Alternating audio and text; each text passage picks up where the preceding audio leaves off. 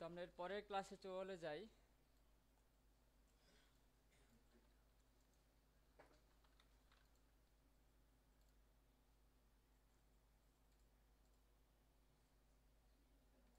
আগের লেখাটা মুছে ফেলছেন, আচ্ছা যাই হোক, অসুবিধা নাই, আমি আবার নতুন করে লিখতেছি।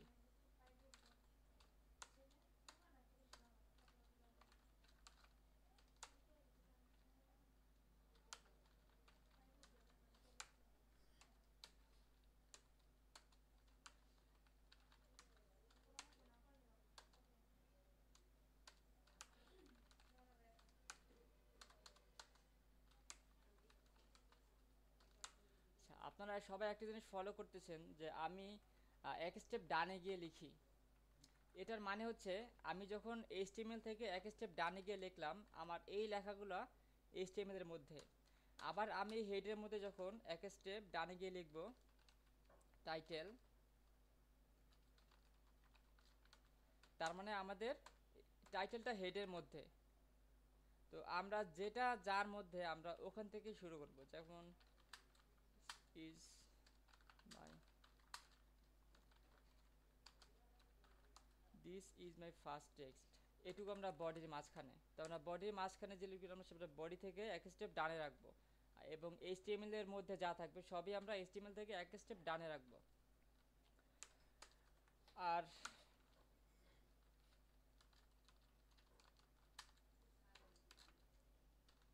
ডক টাইপ এইচটিএমএল, এটা হচ্ছে HTML5 এর জন্য এই লেখাটা প্রয়োজন হয়। তো আপনারা নেক্সট টাইম কিছু আপনাদের কিছু সফটওয়্যার বা আপনাদের কিছু এডিটর দেওয়া হবে যার মাধ্যমে আপনি HTML লিখলেই ডক টাইপ HTMLটা চলে আসবে। হ্যাঁ, এটা হচ্ছে HTML5 হচ্ছে HTML একটা ভার্সন, যেমন 1 2 3 পরে করে ভার্সন হয় না, এরকম হচ্ছে HTML লেটেস্ট ভার্সন হচ্ছে HTML5। তো ওটায় সব ট্যাগগুলো মানে 4 এবং এর আগেও যা আছে ওগুলো সব কিছু সাপোর্টেড করার জন্য ডক টাইপ HTMLটা দেওয়া হয়। তো এটা খুব একটা মুখ্য বিষয় না, ঠিক আছে।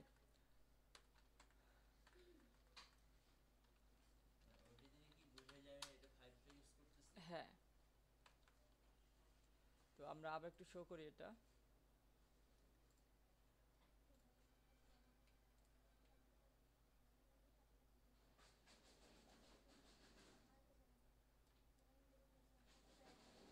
আমরা লেখা শো করলাম, ওটা চলে আসছে। তো আমরা এখন দেখি HTML কিছু ট্যাগ সম্পর্কে পরিচিত হই। আচ্ছা, আমরা অনেক লিখলাম, হ্যাঁ, এক্সাম্পল হিসেবে লিখলাম। আমি এভাবে লিখবো না, আমি আপনাদের একটা ওয়েবসাইটের সাথে পরিচয় করাই দেই, লোরেম ইপসাম। মানে আমরা যখন লেখার মতো কিছু খুঁজে পাই না, তখন হচ্ছে এইসব কিছু মানে লেখা আমরা জাস্ট টেক্সটের জন্য আমরা এখানে কিছু টেক্সট পাবো, এই টেক্সটগুলো আমরা কপি করে লেখা নিতে পারি।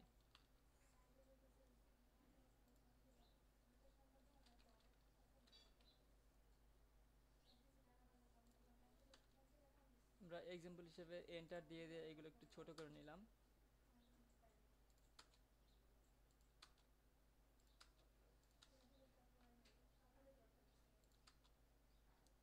আচ্ছা, দেখেন এটা একটা লেখা, তাই না?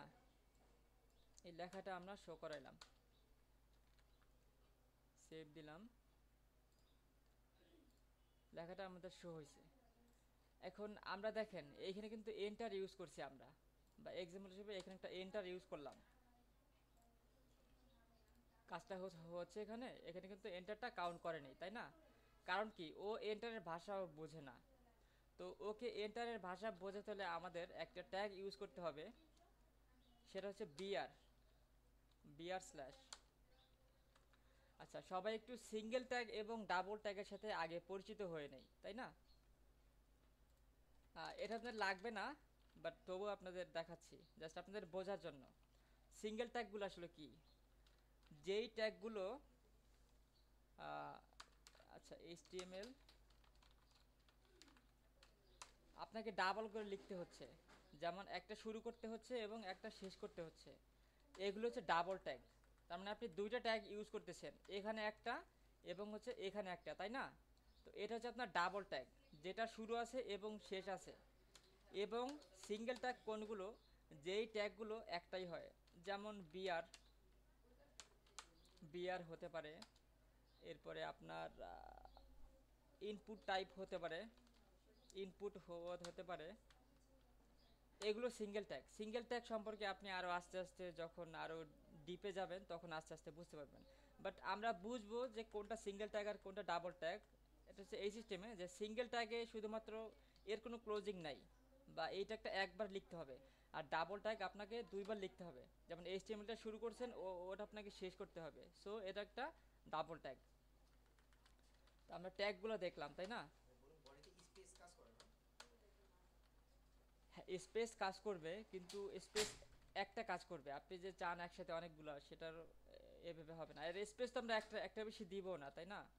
তো আমরা এন্টার কাউন্ট করাতে হলে আমাকে বিআর বিআর ট্যাগটা ইউজ করতে হবে। তো আমরা দেখি এখন কাজ হয়েছে কিনা। দেখছেন এই যে এখান থেকে ব্রেক হচ্ছে। আচ্ছা, আমরা যদি এইখানে শুধু বিআর দিতাম না তাহলেও কাজটা হতো। সেটা পরে আমি দেখাবো একে একে, তাই না? আচ্ছা, এখানেও কিন্তু বিয়ারটা কাজ হয়েছে, কিন্তু আমি স্ল্যাশ বিয়ার আর বিয়ারের মধ্যে একটা তফাৎ আছে। তফাৎটা কি?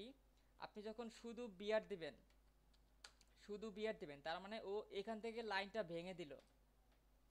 আপনি যখন স্ল্যাশ বিয়ার দিবেন তার মানে ও নিচে একটা নতুন লাইন তৈরি করলো। এটা ঠিক রেখে ওর নিচে একটা নতুন লাইন তৈরি করলো, এইটুকুই তফাৎ, বাট রেজাল্ট একই। যাই হোক, আমরা বিয়ার নিয়ে কাজ করলাম, আমরা আবার এইখানে একটা বিয়ার দিয়ে কাজ করলাম।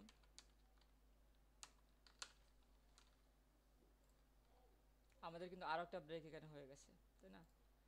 তো আমরা বিয়ার নেওয়া কাজ করে শিখলাম। এখন আমরা দেখি এইচটিএমএল এর কিছু ট্যাগ,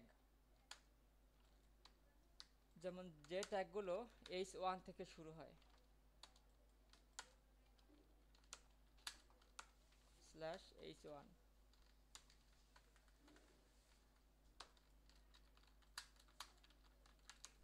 ভাই আপনি ক্লাসের দিকে মনোযোগ দেন একটু, হ্যাঁ? আচ্ছা, h1, h1টা কি আসলে? h1 হচ্ছে, এইচটা হচ্ছে হেডিং। তো হেডিং কি সবাই মোটামুটি বুঝেন, যে কোনো প্যারাগ্রাফের শুরুতে যে একটা হেডিং থাকে বা কিছু, ওটাকেই হেডিং বলা হয়। তো এইচ এইচ ট্যাগের বা এইচ হেডিং ট্যাগের আমাদের 6টা ট্যাগ আছে, যেমন h1, h2, h2।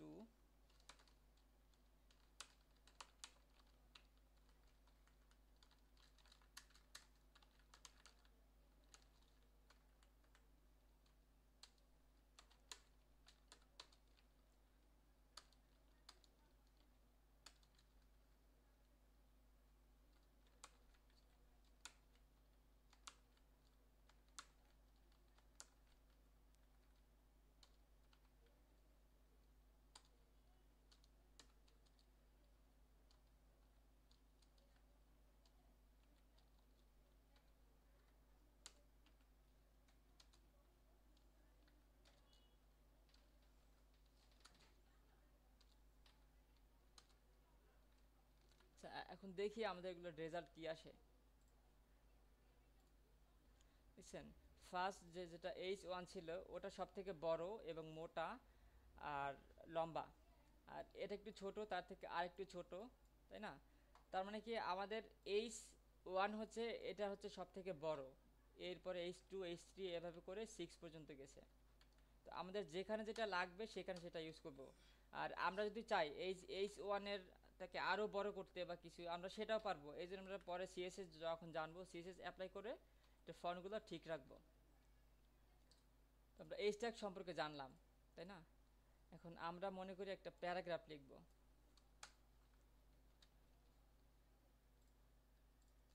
আমি এখান থেকে একটা প্যারাগ্রাফ করি, একটা প্যারাগ্রাফ দিলাম আমি এখানে, তাই না? সেভ দেই। আচ্ছা, চলে আসছে এখানে। আমরা এন্টার দিয়ে লাইনটা ছোট করে নেই,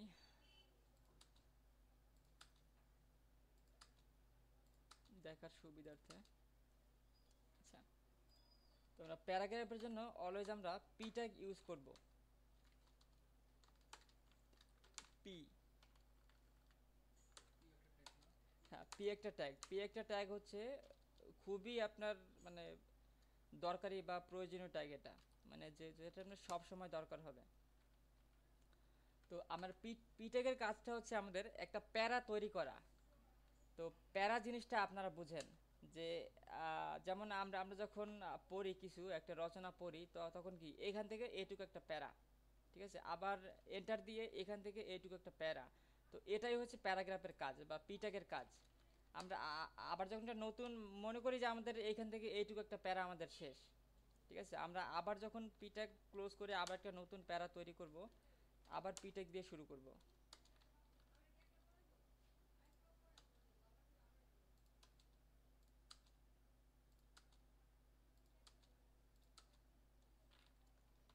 পিটাক দিয়ে শুরু করলাম, এটা শেষ করলাম, স্ল্যাশ পি। এখন আমরা দেখি রেজাল্টটা কি আসছে এখানে। দেখছেন এই যে এখানে কিন্তু দুটো প্যারা তো তৈরি হয়ে গেছে, এখানে পর্যাপ্ত একটা গ্যাপ আছে এখানে। আমাদের যদি বিয়ার দিতাম তাহলে কিন্তু এই কাজটা হতো না। আমরা আমাদের যতটুকু যা দরকার, আমাদের একটা দুইটা দুইটা প্যারা আছে আমাদের এখানে, এই একটা প্যারা আর এই একটা প্যারা। তো এখন আমরা আমাদের মনে করি আমাদের এইটুকু আমাদের হেডিং, মানে হেডিং বলতে আমাদের যে শিরোনামটা থাকে বা আমরা একটা রচনা লিখি একটা কোটেশন থাকে, তাই তাই না, এই কোটেশনটা মনে করি এখান থেকে আসে, এইটুকু আমাদের একটা কোটেশন। আমরা কোটেশনের মধ্যে এইখানে আমরা মনে করি এইটুকু লেখাটা আমাদের বোল্ড করতে হবে বা একটু মোটা করতে হবে। তো সেক্ষেত্রে আমরা করব কি একটা ট্যাগ ইউজ করব, বি ট্যাগ, বি অর্থাৎ বোল্ড। আবার এটা ক্লোজ করব, দেখি এটার রেজাল্ট কি আসে। সবাই দেখতে পাচ্ছেন এখান থেকে মোটা হয়ে নিচে চলে আসছে। নিচে চলে আসার কারণ হচ্ছে আমরা এখানে বি আর ট্যাগটা ইউজ করছি, ঠিক আছে। আমরা যদি বি আর ট্যাগটা ইউজ না করতাম তাহলে কি হতো দেখেন, এইটুকু মোটা বাকি সব নর্মাল, তাই না। তো আমাদের কোনো লেখা টেক্সট মোটা করতে হলে আমরা বি ট্যাগটা ইউজ করব, তাই না। আচ্ছা, তো এখানে আমরা বি আর ট্যাগটা ইউজ করি, এটা একটা এন্টার দিয়ে নিচে নামিয়ে দিলাম, যেটা আমাদের দরকার, কাজ করছে। তো এখন আমরা মনে করি যে আমাদের এখানে একটা আন্ডারলাইনের দরকার, তখন আমরা ইউ ট্যাগটা ইউজ করব, slash U tag. U tag নিলে আপনি দেখবেন এইখানে একটা আন্ডারলাইন চলে আসছে। তো এরকম এইচটিএমএল দিয়ে আপনি মোটামুটি অনেক কিছুই করতে পারবেন, কিন্তু আপনাদের এইচটিএমএল ট্যাগ সম্পর্কে জানতে হবে, এবং এই ট্যাগগুলো আপনাদের বাড়ির কাজ হচ্ছে এই ট্যাগগুলো সব আয়ত্ত করা। আয়ত্ত করবেন কিভাবে, আপনি W3 স্কুলসে যাবেন, এর একটা জনপ্রিয় ওয়েবসাইট, যে কারণে আমি এরপরে লার্ন এইচটিএমএল আপনি এভাবে দেখতে পারেন, একদম শুরু থেকেও পাবেন। আপনি আপনি ট্যাগগুলো জাস্ট আপনার নেয়া যে কোন ট্যাগের কাজ কি, এগুলো আমরা কিন্তু 3 ঘন্টা ক্লাস করাবো, কতটা দেওয়া সম্ভব। আপনি যত বেশি অ্যানালাইজ করবেন, যত বেশি নেট ঘাটবেন, যত বেশি ট্যাগ সম্পর্কে জানবেন, আপনার নলেজ তত বেশি বাড়বে, আপনি সবার থেকে ভালো হবেন। এই জন্য আপনাকে প্রচণ্ড টাইম দিতে হবে এবং আপনাকে জানতে হবে। আমাদের দেয়া আমরা যতই দেই, আমাদের দেয়া কিন্তু এনাফ না যদি আপনি নিজে থেকে কিছু ট্রাই না করেন। তো যাই হোক, বা আপনি W3 স্কুলসে না যান, আপনি একটা জিনিস ট্রাই করতে পারেন, লার্ন এইচটিএমএল লিখে গুগলে সার্চ করেন। এখানে দেখছেন কতগুলো রেজাল্ট চলে আসছে, 1 সেকেন্ডও লাগে নাই। আপনি যা ইচ্ছা দেখতে পারেন এখান থেকে, আপনার যেটা সুবিধা মনে হয় আপনি সেখানে দেখতে পারেন। বা আপনি আরও পারেন যেটা, আপনি ইউটিউবে ঢুকলেন,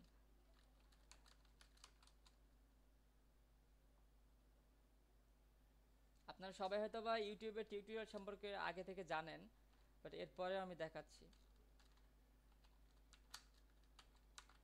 লার্ন এইচটিএমএল লিখে সার্চ করবেন, দেখবেন যে অনেকগুলো এইচটিএমএল এর, বা এইচটিএমএল বাংলা লিখে সার্চ করবেন, দেখবেন যে অসংখ্য টিউটোরিয়াল চলে আসছে এভাবে।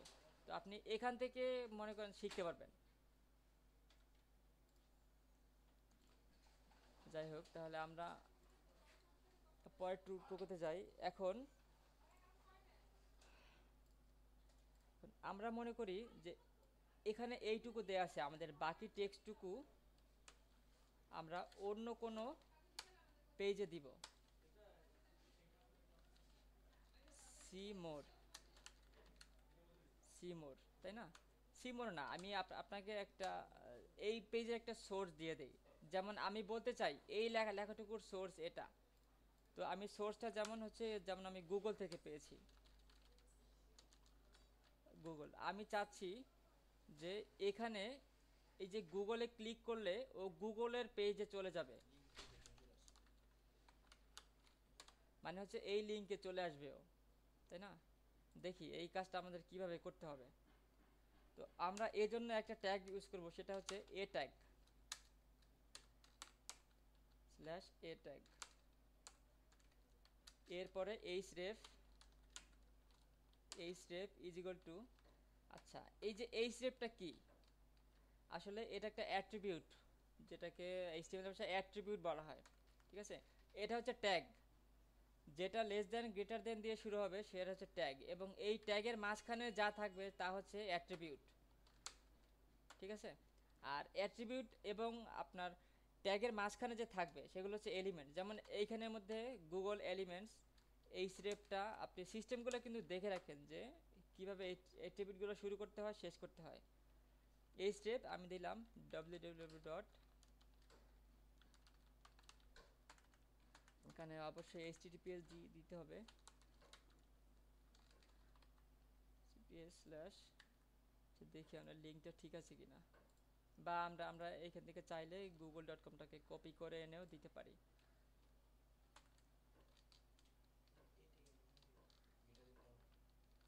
ঠিক আছে? তো আমরা এটার মধ্যে আমরা দেখেন কি আছে, একটা এইচরেফ দেয়া আছে। এইচরেফটা হচ্ছে কি আমাদের পেজ সোর্স, মানে আমি কোন লোকেশনটা দেখাবো, বা এইচটিটিপি যে একটা সোর্স থাকে ওই সোর্সটা, মানে যেই পেজের সাথে আমি লিঙ্ক আপ করাতে চাই সেটাই হচ্ছে এই স্টেপের মধ্যে আমরা দিব। এটা হচ্ছে একটা অ্যাট্রিবিউট।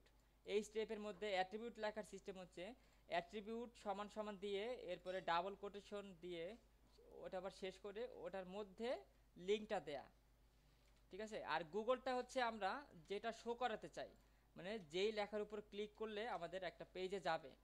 তো আমরা দেখি, দেখছেন এই যে গুগল লেখাটা নীল হয়ে আছে, তার মানে আমাদের একটা লিঙ্ক হয়ে আছে এখানে। তো আমরা এই লিঙ্কে ক্লিক করলাম, দেখছেন আমাদের google.com-এ চলে আসছে, তাই না? তো আমাদের কাজ এটাই।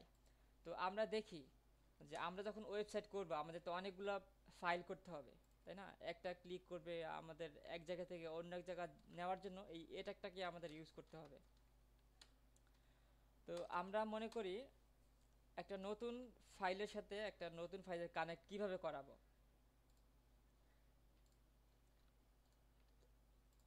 একটা নতুন ফাইল নিলাম about.html নামে, about.html নামে আমরা এই পেজের সাথে আমরা এই পেজের লিঙ্কটা করাবো, বা এই পেজের সাথে আমরা এই পেজের লিঙ্ক করাবো, তাই না? তো আমরা দেখি এই লিঙ্কটা কিভাবে কাজ করাতে হবে। /br,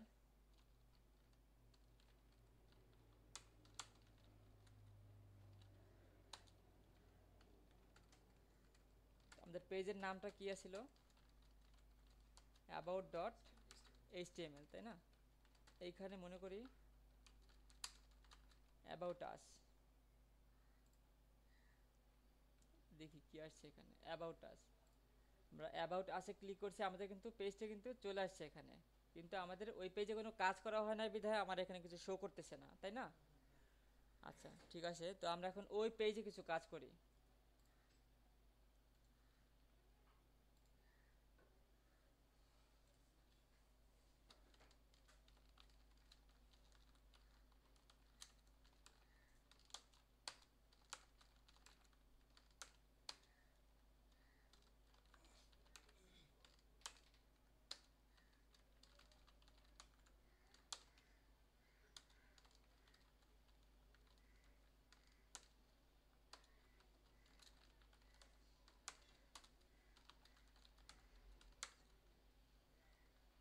টাইটেলটা এভাবে না করলেও হয়।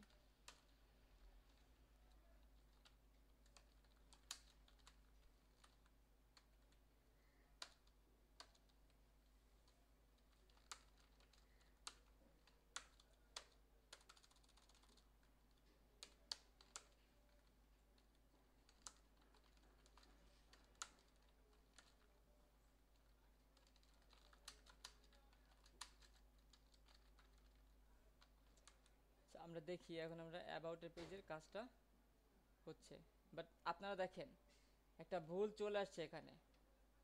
আপনি একটা ফলো করছেন, আমাদের টাইটেলের মধ্যে অনেক কিছু জিনিস চলে আসছে, তার মানে আমি কাজটা ঠিকঠাকভাবে করি নাই। দেখেন ভুলটা, দেখেন টাইটেলটা শুরু করছি বাট আমরা কিন্তু এটা শেষ করি নাই, যে কারণে হেডের মধ্যে সব কিছু চলে আসছে। টাইটেল শুরু করছি তার মানে শেষ করি নাই, মানে ও এখনও চলতেছে, এই জন্য এর পরে যতগুলো আছে ও সবগুলো চলে আসছে। তো আমাদের এখানে টাইটেলটা শেষ করলাম, তখন দেখেন কি আসছে, ও ঠিকঠাকভাবে ওর জায়গা মতো চলে আসছে। তো আপনারা কি বুঝতে পারছেন যে একটা ছোট একটু স্ল্যাশের ভুল করলে তার রেজাল্টটা কি আসবে? আচ্ছা, তো আমরা যে কাজটা করতে চাচ্ছিলাম সেটা হচ্ছে এই পেজের সাথে আরেকটা পেজের লিঙ্ক করানো। Thank you. তো আমরা অ্যাবাউট আস নামে একটা লিঙ্ক নিলাম এবং এই একটা পেজ নিলাম, এই পেজের সাথে সম্পৃক্ত করিয়ে পরে আমরা এখানে ক্লিক করলাম, চলে আসছে এখানে। তো আপনারা বুঝতে পারছেন যে একটা পেজের সাথে আরেকটা পেজের লিঙ্ক কিভাবে করাতে হয়? সবাই ক্লিয়ার এটুকু?